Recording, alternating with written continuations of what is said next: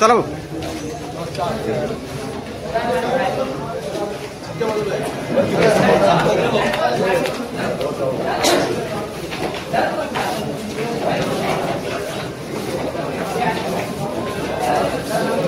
पदासाठी राजेंद्र मोहोळ यांना उमेदवारी दिली. राष्ट्रवादी काँग्रेस आणि भाजपची युती बघायला मिळते, काय सांगणार?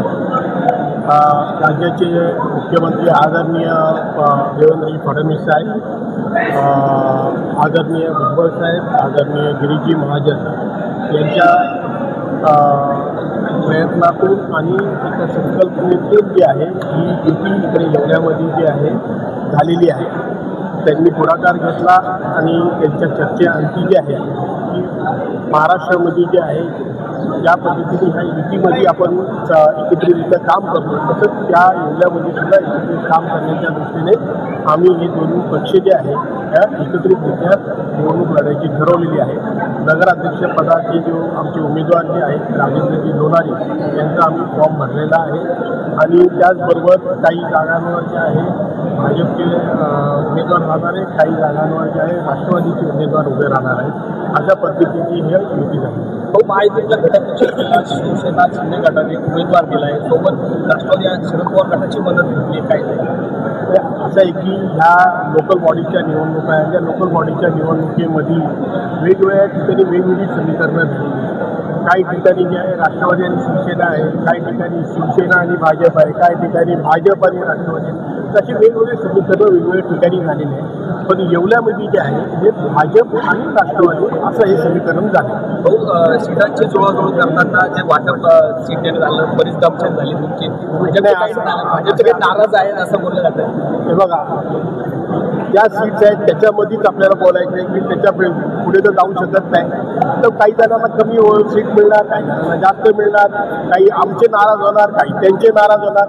परंतु एकदा फॉर्म भरल्यानंतर मग सगळे माघारी वगैरे सगळे झाल्याच्या नंतर सर्व BJPचे असो किंवा राष्ट्रवादीचे असो सर्वजण जे आहे एकत्रितरित्या जे आहे ह्या निवडणुकीला सामोरं जाणार. प्रश्न असा आहे की राज्यामध्ये आपण सत्तेत असताना महायुतीने इथे घटक पक्षाने उमेदवार दिला आहे, कसं समीकरण ठेवलं आहे आणि राष्ट्रवादीबरोबर युती झाली आहे? आमचे राज्याचे नेते माननीय मुख्यमंत्री देवेंद्रजी फडणवीस, भारतीय जनता पार्टीचे प्रदेशाचे अध्यक्ष रवींद्रजी चव्हाण यांचा सगळीकडे जो प्रयत्न राहिला महाराष्ट्रभर स्थानिक स्वराज्यामध्ये ते जास्तीत जास्त आपल्या महायुतीमध्ये पक्षपेश सामावून घेता येतील. 500 ठिकाणी निवडणूक आहेत. स्थानिक स्वराज्य संस्थेची स्थानिक गणित प्रत्येक ठिकाणची वेगवेगळी असतात. आज आपण येवला नगरपालिकेच्या निमित्तानं आपल्या इथले जे गिरीजी महाजन आपले पार्टीचे आमचे पालक आहेत, या क्षेत्राचे जे निवडणूक प्रभारी म्हणून जे आहेत जिल्ह्याचे ते आमचे डॉक्टर राहुल आहेर आहेत, आमदार साहेब, आपल्या माजी मंत्री भारती पवार त्याच्यासोबत आहेत. त्यांच्या मदतीला आम्ही आहोत. परंतु येवला नगरपालिकेमध्ये जसं प्रदेशाच्या रचनेतून माननीय मुख्यमंत्री महोदय आणि नामदार भुजबळ साहेब यांच्या संवादातून जे काही या ठिकाणी युती या ठिकाणी संपन्न झालेली, आम्ही येवल्याची विकासाकरता आम्ही या निवडणुकीमध्ये सोबत आहोत. उमेदवार जरी राष्ट्रवादी असला तर भाजपची किती ताकद आपण म्हणजे कशा पद्धतीने ताकद या उमेदवाराच्या मागे? असं आहे, भाजप हा राष्ट्रीय पक्ष आहे आणि सतत चालणार आहे. गेल्या 50 वर्षापासूनचा पक्ष आहे आणि येवल्यातलं भाजपचं काय स्थान आहे हे मी तर बाहेरून आज आलो, आपल्या सगळ्यांना जास्त माहिती आहे. जनसंघाच्या काळामध्ये पण ही नगरपालिका भाजपकडे होती, त्यावेळेची परिस्थिती वेगळी होती. मध्यंतरीच्या काळामध्ये जे काही नवीन नवीन बदल होत गेले. आता जी राजकीय स्थिती आहे, आता आम्ही महायुती म्हणून राज्यामध्ये आहोत. त्याच्या महायुतीतल्या घटक पक्षांना विचारात घेऊन जास्तीत जास्त कसं न्याय देता येईल तो प्रयत्न आपण केलेला आहे. लगेचच स्थानिक स्वराज्य संस्थांच्या जिल्हा परिषदेच्या निवडणूक आहेत, त्याबाबत असं समीकरण पुढे बघायला मिळेल. येवला नगर परिषद निकाल आला की त्याच्यावरती बोलू.